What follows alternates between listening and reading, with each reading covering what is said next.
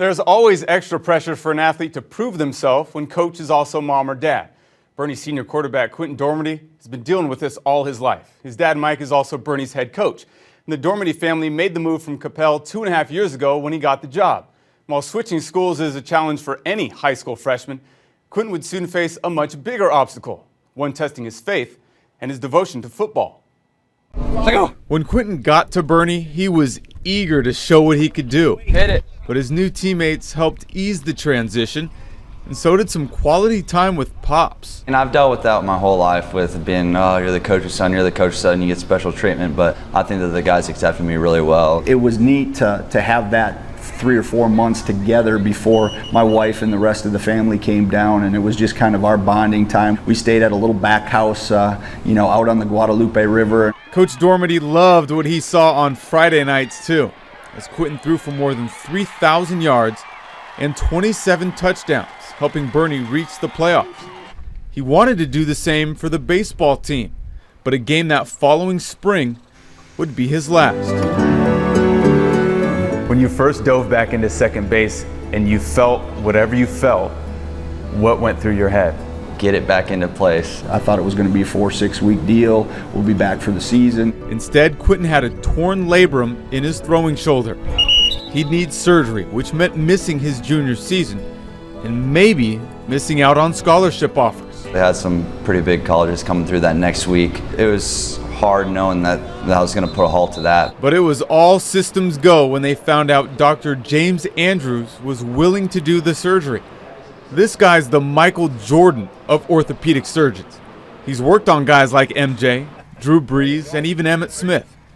So for the Dormadys, driving to Florida was an easy decision. We just got to spend about an hour and a half on the beach just watching the sunset, and it was kind of that time where it's like, we're going to go into some adversity tomorrow, but everything's going to be fine. Our faith was really strong throughout it. After Quentin's successful surgery, Pops had another problem to deal with.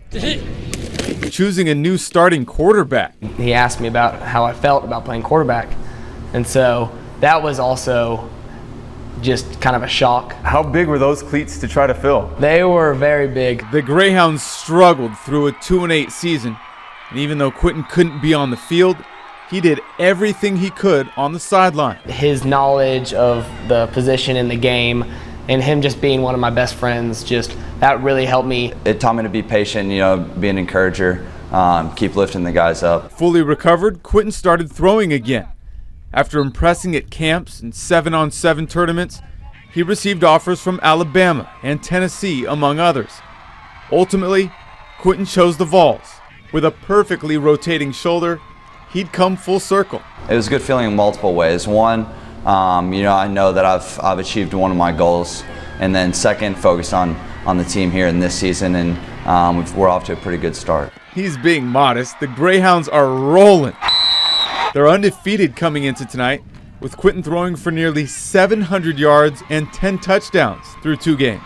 It definitely, took a little bit of weight off my shoulders just to get that under my belt. I thought, yeah, okay, we're back, and it's nice to see him back on his path for his goals, and it's nice to have that kind of seal broke and put last year behind us, because last year was a struggle.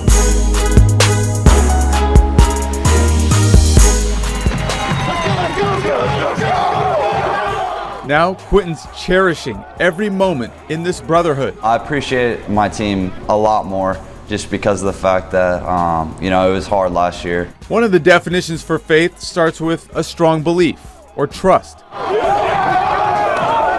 Quentin believed he would earn a football scholarship despite his injury, and he trusted Pops to help guide him through the process. Now Quentin's hoping to lead Bernie to the state tournament for the first time in 10 years. That'd be quite a way to pay back his coach. When I asked Quentin why he chose Tennessee over schools like Alabama and Texas, he said it's about the relationships he's built with the coaching staff there. When Quentin's playing days are over, he wants to coach football. So spending a year on the sideline not only makes him appreciate his dad's work ethic more, but it also prepared him for his future career. Guys?